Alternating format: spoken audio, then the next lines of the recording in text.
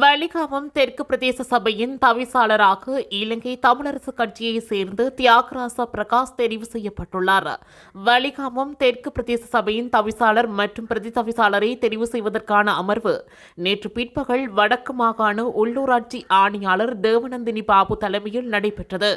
இதன்போது தவிசாளரை தெரிவு செய்வதற்கான அழைப்பு விடுக்கப்பட்ட நிலையில் இலங்கை தமிழரசு கட்சியைச் சேர்ந்த தியாகராசா பிரகாசம், ஜனநாயக தமிழ் தேசிய கூட்டணியைச் சேர்ந்த கருணைநாதன் அபாரசுதனம் முன்மொழியப்பட்டனர். பகிரங்க வாக்களிப்பில் நடைபெற்ற தவிசாளர் தெரிவில் இலங்கை தமிழரசு கட்சியைச் சேர்ந்த தியாகராசா பிரகாசுக்கு ஆதரவாக இலங்கை தமிழரசு கட்சியைச் சேர்ந்த 13 உறுப்பினர்களும், ஈழ மக்கள் ஜனநாயக கட்சியைச் சேர்ந்த ஒரு உறுப்பினர் என மொத்தமாக 14 உறுப்பினர்கள் வாக்களித்தனர்.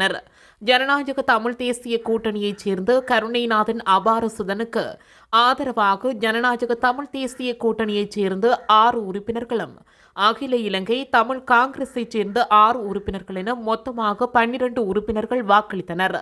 தேசிய மக்கள் சக்தியைச் சேர்ந்து 5 உறுப்பினர்கள் வாக்களிப்பில் கலந்து கொள்ளாது நடுநிலையாக செயற்பட்டனர்.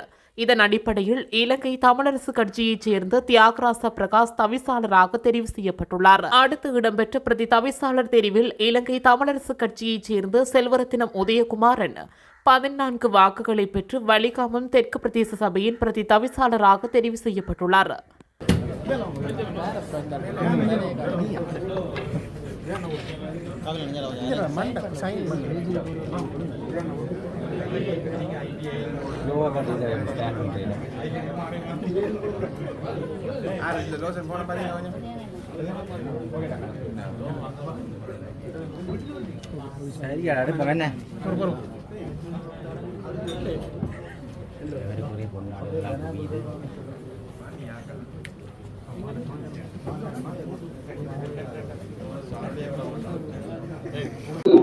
இன்றைய தினம் வலிகாமம் தெற்கு பிரதேச சபையில் இலங்கை தமிழரசு கட்சி சார்பில் போட்டியிட்டு வெற்றி பெற்ற உறுப்பினர்கள், எங்களுடைய சபைக்கு தெரிவான உறுப்பினர்கள், அவர்களுடைய கன்னி அமர்விலே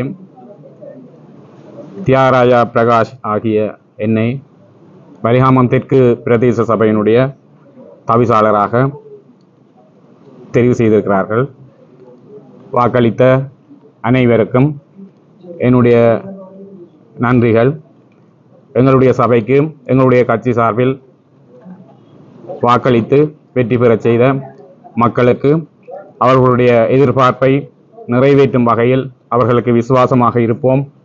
அவர்களுடைய நோக்கங்கள் நிறைவேற மிக கடுமையாக உழைப்போம், பாடுபடுவோம் என்பதை இந்த இடத்திலே தெரிவித்துக் கொள்ள விரும்புவதோடு, எனக்கு துணையாக உப தவிசாளராக